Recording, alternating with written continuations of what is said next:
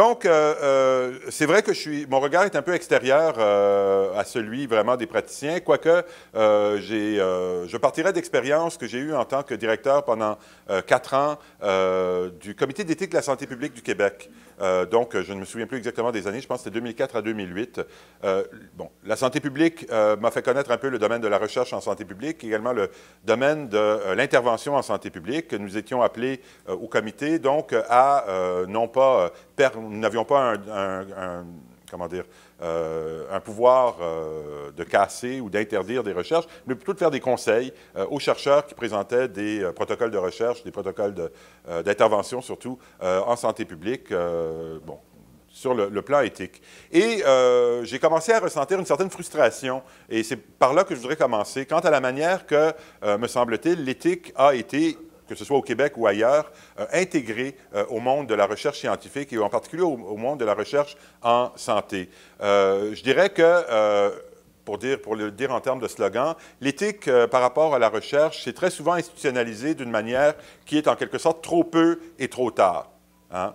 Donc, ce que j'ai ressenti et la manière par laquelle l'éthique était vraiment institutionnalisée dans le domaine de la recherche quand je l'ai rencontré pour la première fois autour de 2004, c'était l'idée suivante. L'éthique, ça se réduit premièrement à un certain nombre de règles. Hein, quelques règles. Il y aurait la confidentialité, il y aurait le consentement, protection des données personnelles. Il y a comme une sorte de checklist, si vous me passez l'expression anglaise, et c'est ça l'éthique. L'éthique, c'est s'assurer que les protocoles de recherche ou les protocoles d'intervention vont satisfaire à la checklist.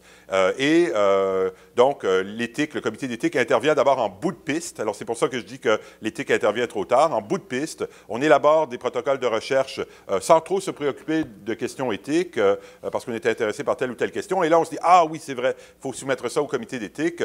D'habitude, à peu près 3 jours avant qu'on veuille vraiment commencer l'intervention ou la recherche. On espère que ça va aller vite et on s'assure que tous les éléments qui sont nécessaires pour que la checklist puisse être satisfaite sont bien visibles pour le comité et les éléments qui risquent de déranger un peu le comité, on essaie de les passer un peu là, sous le tapis. Processus qu'en anglais, on a tendance à appeler là, du ethics proofing. Hein, du ethics proofing. Bon. Alors, bon, c'est sûr que pour un éthicien, c'est pas glorieux comme manière de voir les choses, d'autant plus que c'est pas seulement trop tard, mais c'est souvent aussi trop peu. Hein, quand on pense à l'éthique, la recherche et l'intervention dans le domaine de la santé, la recherche, l'intervention en santé sont des initiatives, sont des entreprises qui sont, par leur nature même, de nature éthique. Hein. On veut améliorer quelque chose pour du monde et, en soi, il y a une dimension éthique qui est inhérente hein, à la pratique, donc, que ce soit de la santé publique, de la recherche en santé publique ou dans le domaine qui est le vôtre, celui de la santé et de la sécurité au travail. C'est pas comme s'il n'y avait pas déjà de l'éthique présente hein, de manière latente, de manière implicite, dans le genre de travail qu'on fait. Et donc, de réduire l'éthique à la satisfaction de quelques critères là, facilement énumérables et très superficiellement conçus. Cela dénature non seulement l'éthique, mais ça dénature, je pense, la dimension éthique de la recherche qui se fait dans ces domaines. Donc, ce n'est pas seulement donc, trop tard, c'est également trop peu. Hein? Et c'est, bon, le troisième défaut, j'ai du mal à l'exprimer en termes d'un trop quelque chose d'autre, là. Mais disons que c'est trop extérieur. Hein? Quand on regarde quels sont les critères d'éthique qui sont imposés à des sujets de recherche, c'est toujours un peu la même chose. Quel que soit le projet qui nous est proposé, c'est toujours un peu la même chose. On veut s'assurer que le consentement a été obtenu selon les règles de l'art. On veut s'assurer que s'il y a des données personnelles, qu'elles ont été protégées selon les règles de l'art. On a toujours un peu les mêmes questions qu'on pose à des projets qui sont par leur nature extrêmement différents et qui peuvent poser des enjeux éthiques extrêmement différents. Donc, mais on va les réduire à ces quelques règles qui sont bien sûr importantes, je ne veux pas les dénigrer du tout, mais qui me semblent être insuffisantes. Alors, ce que j'ai essayé de faire au Comité d'éthique de la santé publique, au départ, je crois, de manière qui a fort agacé les gens qui travaillaient dans le domaine, qui voyaient là, un surplus de travail qu'ils allaient devoir accomplir, c'est de dire, écoutez, le comité va se rendre disponible pour vous, pour que nous puissions travailler ensemble les dimensions éthiques de vos projets de recherche, de vos interventions, dès le départ. hein, dès le départ. Hein. Il y a sûrement des questions que vous posez. D'abord, il y a des raisons pour lesquelles vous avez décidé de travailler sur tel sujet plutôt que de tel autre sujet. Puis il y a peut-être des questions que vous posez qui vous chicotent, que vous n'avez pas envie de mettre dans le protocole parce que vous pensez que ça risque de déranger le comité d'éthique. Plutôt que de les balayer sous le tapis, parlons-en, essayons de les élaborer ensemble, non pas là, en toute fin de parcours, mais au début, hein, pour que l'éthique soit présente dans vos propres réflexions, de manière explicite dès le départ, plutôt que d'être une sorte de chose qu'on rajoute à la toute fin.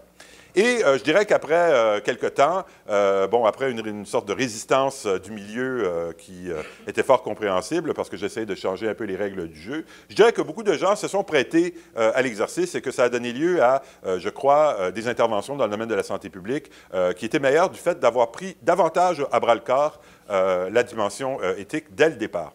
Donc, c'est un peu, je voulais passer quelque temps pour vous dire que je ne viens d'abord pas de la planète Mars en ce qui a trait à la question de l'éthique de la recherche. J'y ai consacré quand même certaines réflexions dans un domaine un peu différent. Alors, si on prenait cette manière de voir les choses, puis qu'on l'appliquait au domaine de l'éthique de la recherche dans le domaine de la santé et de la sécurité au travail, qu'est-ce que ça donnerait? Qu'est-ce que ça donnerait? Bien, pour que ça soit autre chose qu'un regard extérieur posé sur la recherche, sur la santé et la sécurité au travail, il faudrait prendre, encore une fois, à bras-le-corps les enjeux éthiques qui me semblent être au cœur de la pratique que vous menez. Et au cœur de cela, il y a la notion du risque. Hein, il y a la notion du risque. Et je voudrais parler un peu de la manière par laquelle moi j'appréhende la notion du risque, comment je pense que nous devrions y réfléchir de manière éthique, quel rôle ça remplit dans une recherche, mais également quel rôle une recherche qui aurait un regard éthique sur le risque pourrait remplir de manière plus large dans une société juste. Hein, parce qu'au fond, ce qu'on veut, c'est de faire de sorte que les milieux de travail qui sont quand même pas banals dans la vie des gens qui œuvrent, hein, on veut que les milieux de travail soient meilleurs pour les gens qui travaillent sans rendre impossible non plus l'activité économique. On veut que ces endroits-là soient meilleurs. Et rendre meilleurs les lieux de travail, bien, ça me semble être une grande partie de ce que cela veut dire que d'essayer d'œuvrer vers une société plus juste. Hein, des milieux de travail dans lesquels les gens peuvent être dans des meilleures conditions de santé et de sécurité, me semble être une pièce non négligeable de ce que cela peut vouloir dire que d'œuvrer pour une société plus juste. Alors, si vous me suivez, là, moi, je veux réfléchir de manière un peu philosophique et éthique ce que peut représenter la notion de risque dans cette perspective un peu plus large. À quoi ressemblerait la recherche sur le risque dans le milieu de travail qui aurait véritablement comme motivation de rendre le milieu de travail meilleur et donc de contribuer de cette manière à une société plus juste. Large mandat, large menu pour lequel je n'ai que quelques minutes, donc ce sera forcément un peu rapide. Alors, je vais vous entraîner pendant quelques minutes, je vous promets que ça ne fera pas trop mal, dans mon terrain de jeu, qui est celui de la philosophie politique, pour vous montrer un peu comment je pense que la notion de risque doit y être intégrée et comment ces outils de philosophie politique peuvent être appliqués pour réfléchir aux questions de risque. Alors, la philosophie politique et surtout les théories de la justice, hein, les théories qui réfléchissent sur la manière par laquelle nous gérons notre vivre ensemble. Hein. Qu'est-ce que c'est une théorie de la justice? Une théorie qui tente d'élaborer des règles qui gèrent le vivre ensemble. Hein. Quand nous vivons ensemble, nous générons des biens que nous ne pourrions pas générer si nous vivions en isolement. Hein. Il y a la division du travail, là, bon, etc., la productivité qui implique la coopération des gens, qui fait qu'ensemble, nous produisons plus que si nous étions, disons, isolés, que si nous vivions des vies un peu autarciques. Les théories de la justice modernes se sont surtout posé la question de savoir quelle est la manière la plus équitable de répartir les biens, de répartir le surplus coopératif, comme on l'appelle. Comment répartir de manière juste ce surplus que nous produisons ensemble, qui est supérieur à ce que nous pourrions produire si nous étions tout seuls. La philosophie politique que je fréquente, là, dans les théories de la justice, ont été lacunaires par rapport à l'autre versant de la médaille. Parce que quand nous travaillons ensemble, quand nous coexistons, hein, bien, nous produisons non seulement des externalités positives, c'est-à-dire nous ne produisons pas seulement du bien, hein, nous produisons également du tort. Hein, vivre à côté de mon voisin, ça implique entendre le bruit de ses enfants qui ne se couchent pas assez tôt et qui font du bruit jusqu'à 11 heures du soir. Ça implique souvent de devoir... on sait tous quels sont les coûts hein, qui sont impliqués de manière presque inévitable au voisinage, lequel voisinage, par ailleurs, représente également beaucoup d'avantages. Hein. Et alors, une question que les philosophes politiques ne se sont pas suffisamment posées, c'est, outre la manière de savoir comment on distribue le surplus, hein, de la coopération, quelle est une manière équitable de répartir les externalités négatives, les coûts, hein, qui sont rendus nécessaires, en quelque sorte, par toute activité coopérative, par toute vie sociale. Et la notion de risque me semble absolument centrale à cela. Hein, parce que, bon, j'ai utilisé dans le cas tout à fait terre-à-terre de mon voisin, non pas des choses qui pourraient se produire selon un certain degré de probabilité, puis qui me coûteraient quelque chose si elles se produisaient. J'ai utilisé un cas simple où il y a quelque chose qui se produit. Hein. Donc, à 11 h du soir, ça fait encore du bruit à côté, puis ça me tanne un peu. Et puis, quelle est la manière juste de gérer ce problème de bruit, là? Belle problématique que celle du bruit, hein, on pourra en parler longuement. Mais la plupart du temps, quand les choses auxquelles nous avons à penser ne sont pas de l'ordre d'une aussi grande certitude. Hein. Me voilà dans ma maison, ça fait du bruit à côté, à 100% de certitude, c'est du bruit, et je me pose la question de savoir comment gérer cette nuisance. La plupart du temps, nous avons des incertitudes. Nous avons des incertitudes. Nous sommes impliqués dans des activités coopératives parce que nous pensons qu'elles vont engendrer des biens. Hein. Mais nous savons qu'il y a peut-être, probablement, hein, certains méfaits, certaines externalités négatives, pour utiliser un terme un peu technique d'économie, qui risquent d'être produites par notre interaction. Le problème, c'est que ces risques semblent être inextricablement liés aux avantages. Et dans la vie de tous les jours, chacun d'entre nous, mais également en tant que société, nous devons nous poser la question de savoir non seulement comment gérer le surplus coopératif, tous ces bienfaits qui nous arrivent de la vie en commun, mais également comment gérer les côtés plus négatifs, hein, et surtout quand ces côtés plus négatifs sont assortis d'un degré de probabilité. Hein. C'est une chose que de savoir avec certitude qu'il y aura du bruit chez mon voisin à 11 h du soir, c'en est une autre de savoir qu'il y aura un bruit plus ou moins important avec une probabilité de 40 %, etc. Là, ça devient beaucoup plus compliqué. Alors, une question qu'on s'est insuffisamment posée en philosophie politique, c'est de savoir comment gérer de manière équitable le risque. Bon. Alors, c'est une question que votre invitation m'a suscité donc une réflexion là-dessus. Et, bon, qu'est-ce qu'on fait quand on est philosophe, ou j'imagine dans n'importe quel domaine? Bien, on regarde les théories qui sont déjà disponibles pour réfléchir à d'autres problèmes, puis on voit ce qu'elles ont à dire sur ce problème-là. Alors, il y a une théorie qui est, bon, très populaire, surtout dans les milieux, je dirais, des politiques publiques. Hein, comment est-ce qu'on essaye de répartir des biens, etc., dans la théorie de la politique publique. C'est une théorie qui s'appelle l'utilitarisme. L'utilitarisme. Hein, qu'est-ce que dit l'utilitarisme? Le mot utilitarisme a mauvaise presse dans certains milieux, mais au fond, l'utilitarisme, qu'est-ce que c'est comme théorie? C'est une théorie qui dit qu'on doit essayer d'engendrer autant de biens que possible, hein, par nos actions et par nos politiques, hein, par nos institutions, que possible. Donc, on a des actions possibles qu'on pourrait poser. Celles-ci sont assorties des politiques qu'on pourrait mettre en place. Celles-ci sont assorties d'un côté d'avantages, de l'autre côté d'inconvénients. Inconvénients qui sont assortis d'un certain degré de probabilité. Comment est-ce qu'on décide de quelle politique on va adopter, de quelle politique on ne va pas adopter? Bien, on met tout ça dans une sorte de blender de calcul, hein, et puis on essaye de choisir les politiques. Et même chose pour les vies individuelles, hein, on essaie de choisir les actions dont les avantages sont aussi supérieurs par rapport aux inconvénients que possible. Donc, on se fait une sorte de fonction d'utilité, hein, où on calcule quels sont les avantages qui risquent de découler d'une politique avec le degré de probabilité. Hein, donc, on multiplie l'avantage par le degré de probabilité. On fait la même chose pour les inconvénients, le risque. Si ça donne quelque chose de positif, ben, c'est un signe qu'on pourrait peut-être aller de l'avant. Et l'utilitariste va essayer de choisir les politiques qui ont le surplus positif, avantage, risque, le plus grand possible. Quel est le problème de cette manière de penser à l'éthique de la politique publique qui tiendrait compte autant du risque que du surplus coopératif? Quel est le problème? Ben, c'est que les risques, les inconvénients, hein, vont souvent être répartis de manière fort inégale et de manière fort inéquitable. Hein? On le sait très bien, placer une centrale nucléaire en faisant l'hypothèse tout à fait là, pour les fins de l'argument que l'énergie nucléaire serait une bonne chose à développer, bien, si on met Hein, si on vise un certain groupe socio-économique comme étant ceux qui vont être toujours à côté des centrales nucléaires, bien, on a peut-être atteint de manière agrégative un avantage pour la population, mais on a ciblé une certaine population comme étant de manière disproportionnée assujettie au risque hein, de cette forme d'énergie.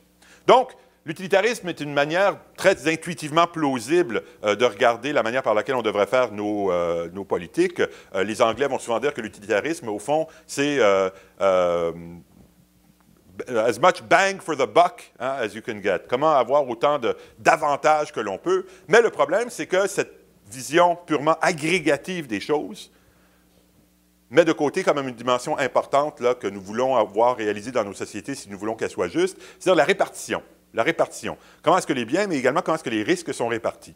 Et si nous avons en vue l'atteinte d'une société aussi juste que possible, une chose que nous allons vouloir voir, c'est non seulement est-ce que les biens sont répartis de manière équitable ou non, mais est-ce qu'il y a certains membres de la population, certains groupes qui sont systématiquement hein, défavorisés par les politiques publiques. Hein. Si c'était tout simplement que de temps en temps, on a des politiques publiques, puis c'est ce groupe-là qui va désavantager, la prochaine fois, ça va être ce groupe-là, et puis, en fin de compte, tout le monde y trouve son compte, ce ne serait pas si grave. Mais est-ce qu'il y a des gens qui sont des groupes socio-économiques, des groupes ethnoculturels, des hommes, des femmes, etc., qui sont systématiquement défavorisés? Hein? Et si c'est le cas, bien là, quelqu'un qui a à cœur l'arrivée ou enfin l'atteinte d'une société plus juste, va vouloir aller au-delà d'une pensée utilitariste. Alors, à quoi est-ce que cela pourrait ressembler qu'une réflexion sur le risque qui irait au-delà de l'utilitarisme? Hein? Comment répartir le risque dans une société quand on sait, par ailleurs, que le risque est une dimension incontournable, à la fois de notre interaction de la vie de tous les jours. Je partirai tantôt et je vais peut-être me faire frapper par un autobus. Hein, et c'est quelque chose dans la mesure où... il y a un risque acceptable dans la mesure où les précautions ont été prises pour que cela ne se produise pas. On sait que de temps en temps, cela se produira, même lorsque les meilleures mises en garde ont été prises. Et si je suis frappé par l'autobus, je ne serai pas nécessairement là pour me plaindre ou ne pas me plaindre. Mais il y a un certain niveau de risque qui est probablement inhérent tout simplement à l'interaction. Et il y a un certain niveau de risque qui est probablement inhérent à toute activité économique, à toute activité productive. Si on n'avait jamais pris de risque, on serait encore dans un niveau de développement économique qui ne serait intéressant pour personne. Bon. Mais alors, comment savoir d'abord quel est le niveau acceptable de risque et comment savoir comment, de manière acceptable, répartir ce risque? Alors, on met de côté l'utilitarisme en vertu de ces limitations que je viens d'indiquer, puis là, on va chercher une autre théorie dans notre boîte à outils théorique, qui est une approche que je favorise, hein, qu'on appelle dans le langage des philosophes politiques le contractualisme. Le contractualisme. Okay? Le contractualisme, comme son nom l'implique, est une théorie qui voit la société comme étant non pas un contrat réel. Là, on s'entend pour dire qu'on n'a jamais personne d'entre nous signé un contrat réel pour dire qu'on accepte les termes de l'organisation sociale tels qu'ils sont. Hein? C'est plutôt quelque chose comme un contractualisme hypothétique. Hein? On regarde la société dans l'état qu'elle est, puis on se pose la question, est-ce que toutes les personnes dans cette société, est-ce qu'il aurait été raisonnable pour elles de signer un contrat dans lequel les principes, les règles qui régissent notre société actuellement auraient été celles qui avaient été sur le contrat? Si la réponse est oui, bien là, on rentre chez nous. Hein? Mais la réponse est rarement oui. Si la réponse est non, bien là, on se pose la question de savoir, mais quelles sont justement les règles, hein? Les principes, les normes morales que tout le monde qu'il serait raisonnable pour tout le monde d'accepter. Hein? Et là, on essaye d'œuvrer pour que la société et nos institutions ressemblent davantage à cela. Hein? Donc, une première manière contractualiste qu'on pourrait se poser la question de la répartition du risque, c'est de se dire, bien, un risque est raisonnable si les gens y consentent. Hein? Si les gens y consentent. Si les gens consentent au risque, ben là, même si le risque est inégalement réparti, hein, pensons à notre centrale nucléaire de tout à l'heure, c'est une chose que de l'imposer à du monde, mais si tout le monde se rend à un moment donné à la mairie pour dire oui, je signe, voilà, je consens à ce que la centrale nucléaire soit ici, sous telle et telle condition, la condition contractualiste a été satisfaite. Est-ce que c'est aussi facile que ça? La réponse est non. La réponse est non pour au moins deux types de raisons. Premièrement, il y a quelque chose d'irréaliste. Hein. Si on devait attendre pour faire quoi que ce soit, que tout le monde qui est concerné par ce quoi que ce soit aille à la mairie pour signer un morceau de papier, un contrat réel, on ne ferait jamais rien. On ne veut pas que l'utilisation productive des ressources soit tenue en otage par des gens qui refusent leur consentement pour des raisons complètement frivoles. Hein? Imaginez qu'un hôpital qui sauverait des milliards de vies, des milliers de vies, enfin je ne sais trop, exige que je sois exproprié d'un quart de millimètre carré de mon terrain, hein, et que je dise non, non. Hein, c'est ma propriété privée à moi, là, et même si le sacrifice que vous me demandez est minimal, hein, vous me demandez d'être exproprié d'un quart de millimètre carré de mon terrain, je dis non. Hein. Les droits, hein, doivent être limités par une certaine visée là, du bien commun. Donc, la visée contractualiste doit faire attention à ce que les gens n'utilisent pas l'exigence contractualiste comme moyen de refuser, hein, des bienfaits qui pourraient être très importants pour la société de manière générale. Mais, autre partie de la médaille, hein, un contractualisme qui serait trop simpliste, hein, on sait très bien que des fois, les gens acceptent des contrats qui n'ont pas d'autre choix que d'accepter, hein, à cause des conditions fortement asymétriques de pouvoir dans lesquelles ils se trouvent. Hein. On connaît tous au Québec l'histoire des villages, des One Company Town, là, des villages où il n'y avait qu'une compagnie. Hein, travaillez pour nous, et voici les termes dans lesquels vous allez travailler. Allez acheter vos aliments, etc., dans notre magasin à nous, selon les prix que nous allons vous imposer. On ne vous fait pas de coercition. Vous avez le choix de ne pas travailler pour nous. Hein. Mais comme il se trouve qu'on est la seule compagnie en ville, le coût associé à ce choix pourrait quand même être assez important. Hein. Dans le langage un peu technique en anglais, on appelle ça les coercive offers. Hein, coercive offers, des offres coercitives. Des offres. Hein, personne ne vous met un revolver à la tête pour vous dire que vous devez travailler dans ces conditions, mais ça ressemble presque, hein, dans des conditions comme celle-là, à ce qu'on ait un revolver à la tête parce que l'alternative n'est pas vraiment plausible. Donc, de part et d'autre, le contractualisme doit imposer quelque chose comme une contrainte de raisonnabilité. La question qu'on doit se poser, ce n'est pas est-ce que les gens accepteraient, hein, telle manière de distribuer les bienfaits et les risques, mais est-ce qu'ils auraient raison de l'accepter? Est-ce que ce serait raisonnable pour eux d'accepter ou de refuser? Hein? Donc, le contractualisme un peu compliqué auquel, personnellement, j'adhère, est un contractualisme un peu compliqué dans lequel on se demande, non pas est-ce que les gens ont véritablement consenti à ceci ou à cela, non pas non plus est-ce que les gens accepteraient conditionnellement, dans les conditions de pouvoir fortement asymétriques, tel ou tel arrangement, parce que, encore une fois, on veut neutraliser parfois des effets là, de pouvoir, des inégalités de pouvoir qui sont trop asymétriques. Mais la question un peu plus compliquée, est-ce que les gens accepteraient ces conditions s'ils étaient dans des conditions raisonnables, s'ils étaient raisonnables? Hein? Et c'est un peu la manière par laquelle je pense que nous devrions appréhender la question du risque dans la société. On doit se poser la question, étant donné que le risque, hein, est quelque chose d'inévitable dans toute interaction humaine et dans toute activité productive humaine, hein, et que ce risque, on a des outils et des ressources qui nous permettent de faire de sorte qu'il soit réparti de certaines manières plutôt que d'autres. Comment donc le répartir? Hein? Les questions qu'on devrait se poser sont, à mon avis, quelque chose comme les suivantes. Premièrement, hein, dans le domaine de l'activité économique surtout, puisque c'est ce qui nous intéresse, on pourrait poser une question comme la suivante. Quel risque est-il raisonnable pour un employeur d'imposer à ses employés?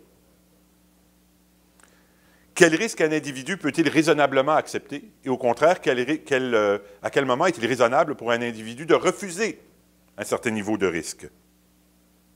Et, comme je m'intéresse beaucoup aux institutions qui permettent à ces conditions de raisonnabilité d'être satisfaites, hein, quelles sont les conditions institutionnelles qui nous permettent de penser, hein, que lorsque les gens prennent des décisions, soit d'imposer un niveau de risque à des gens, soit d'accepter un niveau de risque, etc., que cela s'est fait dans des conditions qui sont, grosso modo, raisonnables. Est-ce que ça va jusqu'à maintenant? Oui? OK. Alors, une chose qui est assez classique, hein, bon, je suis dans une faculté de droit, mais je ne suis pas vraiment juriste, donc je m'aventure avec parcimonie dans ce domaine. Mais quand on pense au contrat réel, aux conditions qui font qu'un contrat est valide, une chose qu'on veut éviter dans un contrat, c'est qu'il y ait trop d'asymétrie dans la conclusion d'un contrat. Certaines asymétries sont de la nature que je viens de décrire avec mon exemple historiquement, en fait, vérifié, là, des One Company Towns que nous avons connus ici et ailleurs. Ce sont des asymétries de pouvoir. Des asymétries de pouvoir. Il se peut que parfois, l'acceptation par quelqu'un d'un contrat soit moralement et peut-être même légalement problématique du fait que même si la personne qui proposait le contrat n'avait littéralement pas un revolver à notre tempe, c'est quasiment comme s'il en avait un à cause des asymétries de pouvoir comme celles que j'ai mentionnées. Mais des asymétries qui sont plus insidieuses. Et ce sont des asymétries d'information. Des asymétries d'information. Et ça, c'est quelque chose que nous avons toutes sortes de règles dans le marché pour essayer d'éviter que les gens concluent des contrats dans des conditions d'asymétrie d'information. Exemple banal, il y a quelques années, j'étais sur le marché pour une voiture usagée. Et mon garagiste, heureusement, m'a dit « Écoute, Daniel, tu devrais aller en ligne vérifier tel site web dont j'avais absolument aucune connaissance qu'il existait, qui va te dire si la voiture qu'on te propose a ou non été dans un accident qui a été signalé. » Le vendeur ne me l'avait absolument pas dit, puis la voiture avait l'air vraiment là, en bon état, à l'œil nu, pour quelqu'un qui, comme moi, ne sait absolument rien, ne comprend absolument rien des voitures. Je suis son conseil, je vais sur le site web et je découvre qu'en fait, la voiture que je me préparais à acheter avait été très sévèrement accidentée. Avait été dans un accident très grave, puis qu'elle avait été retapée. Bon, savoir que la voiture, on peut acheter des voitures qui ont été dans des accidents, mais avoir cette information est probablement une information qui est nécessaire à ce qu'on puisse dire qu'on est dans une position pour raisonnablement accepter certains risques. C'est sûr que d'acheter une voiture qui a été accidentée, ça implique des risques plus grands que d'acheter une voiture qui ne l'a pas été. Hein? Et personne ne va jamais vous refuser le droit d'acheter une voiture qui a été accidentée, encore faut-il que vous en ayez été informé. Hein? Donc, il y a des asymétries de pouvoir, mais il y a aussi dans les contrats des asymétries plus insidieuses, hein, mais tout aussi délétères à ce qu'on puisse dire qu'un contrat est moralement, même dans certaines conditions, légalement valide, c'est avoir des asymétries d'information. Et donc, il me semble qu'un contractualisme qui viserait à ce que la distribution des risques soit juste en est une qui poserait deux types de questions. Est-ce que l'acceptation de ces risques, est-ce que la répartition de ces risques s'est faite dans des conditions d'asymétrie de pouvoir trop grand? Et est-ce que l'asymétrie de ces risques, l'asymétrie dans la distribution des risques a été conclue dans des conditions d'asymétrie d'information qui sont trop grandes? Hein? Il me semble que ces deux questions-là seraient des questions absolument fondamentales à ce que l'on puisse dire qu'une certaine répartition de risques dans la société ou dans une institution soit raisonnable. Hein? Soit raisonnable. Et donc, nous allons vouloir façonner des institutions qui s'assurent que ces deux questions-là, qu'on n'a pas, par exemple, à avoir un garagiste qui nous est sympathique, qui va nous signaler l'existence d'un site web dont on n'aurait absolument aucun moyen de savoir qu'il existe si on n'était pas en quelque sorte spécialiste. On va vouloir s'assurer que, vous voyez que ce quasi-achat d'une voiture accidentée, j'en ai lourd sur le cœur, mais extrapolons au niveau de la société. Extrapolons au niveau de la société. Il me semble que c'est un début de réponse à notre question que de penser qu'une manière par laquelle nous pouvons nous assurer dans la société que les risques inhérents à l'interaction et l'activité sociale sont distribués, même s'ils ne sont pas distribués de manière égale, sont néanmoins distribués de manière juste. Hein? Une manière de se poser la question est de savoir si nos institutions insistent sur ces deux conditions. Limitons les asymétries de pouvoir, limitons les asymétries d'information et, si possible, éliminons-les. Alors, rappelez-vous que la question que je m'étais imposée, très ambitieuse, était de savoir comment le genre de recherche que l'on fait dans le domaine de la santé et la sécurité au travail pourrait avoir un impact sur l'amélioration des lieux de travail, lequel impact positif pourrait améliorer de manière importante la justice dans la société. Bien, il me semble que, si vous m'avez suivi jusqu'à maintenant, la réponse coule quasiment de source. Hein. La recherche que l'on fait dans ce domaine a pour rôle, entre autres, de produire de l'information, sans laquelle les gens ne pourront pas de manière éclairée accepter les risques qui leur sont proposés. Hein. Mais si vous m'avez suivi, ce n'est pas suffisant. Tout simplement produire de l'information, hein, ce n'est pas suffisant. D'abord, parce que l'information peut être produite dans des conditions d'asymétrie de pouvoir, et elle peut également être produite de manière à ne pas réduire autant que faire se peut les asymétries au niveau de l'information. L'information sur ma voiture, elle existait. C'est juste qu'elle était extrêmement difficile à obtenir. Personne ne faisait d'effort particulier pour que je l'obtienne, sauf mon sympathique garagiste qui aurait très bien pu ne pas être là. Donc, quand on pense à ce que la recherche dans le domaine peut faire, une première réponse, c'est qu'elle produit de l'information, et de l'information est absolument nécessaire à ce que l'on puisse dire qu'un contrat a été conclu de manière informée. Hein? Mais on n'a pas encore réglé les problèmes d'asymétrie au niveau de l'information ou du pouvoir. Alors, il me semble qu'il y a un certain nombre de choses dont on va vouloir s'assurer, aussi bien pour ce qui est de la production de la recherche dans ce domaine que pour ce qui est de sa diffusion et de son utilisation, à savoir qu'elle ne se fait pas dans des conditions d'asymétrie de pouvoir trop importantes. Hein, d'asymétrie de pouvoir trop importantes. On ne peut pas faire de la recherche sur tout. Les ressources sont limitées, les ressources humaines et les ressources matérielles. Il faut choisir de faire de la recherche sur certaines choses plutôt que d'autres. Comment ces choix s'effectuent-ils? Bien, encore une fois, si vous m'avez suivi jusqu'à maintenant, on va vouloir utiliser les ressources limitées qu'on a pour la recherche pour faire de sorte qu'autant d'informations que possible, ce ne serait jamais parfait, soient produites sur ces questions. Le seul critère étant, hein, celui de la maximisation de l'information. Mettons à la disposition des gens dont les vies vont être affectées par les risques produits par l'interaction, mettons à leur disposition autant d'informations que possible. Hein. Si d'autres critères se joignent à ça, hein, si, par exemple, les asymétries de pouvoir qui font que certains groupes ont peut-être intérêt à ce que certaines informations ne soient pas produites, bien là, on a un problème. On a un problème parce que, même si de l'information est produite, l'information est produite qui ne satisfait pas le critère que j'ai suggéré tout à l'heure. Disons, le fil conducteur qui unit beaucoup de mes recherches dans ces domaines, c'est qu'on ne doit pas trop compter sur, disons, la vertu des individus, hein, pour s'assurer que les conditions morales vont être satisfaites. Il faut voir un peu comment des institutions pourraient être conçues pour s'assurer que ces conditions vont être satisfaites. Alors, la question que je me pose, c'est de savoir comment faire de sorte que l'on neutralise l'effet des asymétries de pouvoir dans les décisions qui ont trait à la production du savoir. Hein? Je pourrais m'arrêter tout simplement sur cette question en vous disant, voilà la question à laquelle je pense que mes conclusions mènent, mais je prendrai peut-être 20 ou 25 secondes qui me restent pour commencer à élaborer deux, trois pistes. Bon, le paradoxe dans lequel nous sommes, c'est que, on pourrait penser qu'une manière de le faire, c'est de faire de sorte que les gens qui sont partie prenante dans les décisions, hein, n'aient aucun rôle dans la décision. Que ce soit les travailleurs, que ce soit les employeurs, on les sort de là, on prend des parties qui sont neutres, hein, et on leur dit, écoutez, voici le critère qui nous semble devoir être satisfait par la décision éthique de savoir quelle recherche va être produite. On met les parties prenantes de côté, et à vous, non partie prenante, de prendre la décision. Il me semble que ce serait la mauvaise manière de procéder, parce qu'il y a un savoir, hein, qui est présent dans les parties prenantes, dont on ne veut probablement pas se priver. Pensez à ce que si on disait la même chose dans l'éthique médicale, les médecins ne devraient absolument pas être présents dans des décisions où les intérêts des médecins et des patients sont en jeu. Je pense que ce serait la mauvaise manière de procéder. Hein?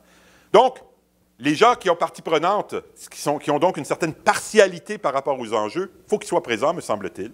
Peut-être qu'on pourrait leur rajouter des individus qui ne sont pas partie prenante, des voix neutres à l'intérieur du comité, plutôt que des voix neutres qui élimineraient ces parties prenantes des instances décisionnelles.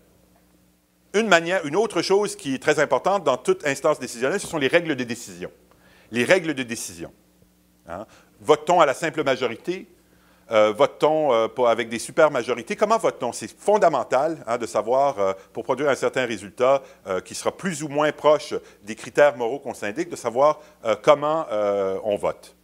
Il me semble que c'est une chose qu'on veut éviter. Dans tout comité, il va y avoir des gens qui sont raisonnables quelque part dans le milieu, puis il va y avoir des extrêmes des deux côtés opposés. J'ai suffisamment d'expérience de comité pour savoir que c'est une règle quasiment universelle, là, que vous mettez 10 personnes autour d'une table, puis il y en aura toujours un à un bout et un à l'autre, qui auront des vues qui seront extrémistes d'un côté ou d'un autre. Une règle décisionnelle doit éviter de donner à ces gens-là un droit de veto. Ce qu'une règle décisionnelle doit faire, c'est de permettre, non peut-être pas un consensus d'émerger, mais de permettre, disons, à une voix majoritaire, modérée, raisonnable, quelque part au milieu, d'émerger, et de donner un droit de veto. Donc, d'exiger, par exemple, le consensus, c'est quelque chose qui ne marchera pas. Ce que j'ai voulu faire, en quelque sorte, donc, c'est de vous indiquer un peu comment penser de manière éthique, mais aussi institutionnelle, à la question de la juste répartition du risque dans la société, mais également dans le contexte particulier qui est le vôtre. Et j'espère que ces réflexions auront un peu permis de nourrir votre réflexion. Je vous remercie.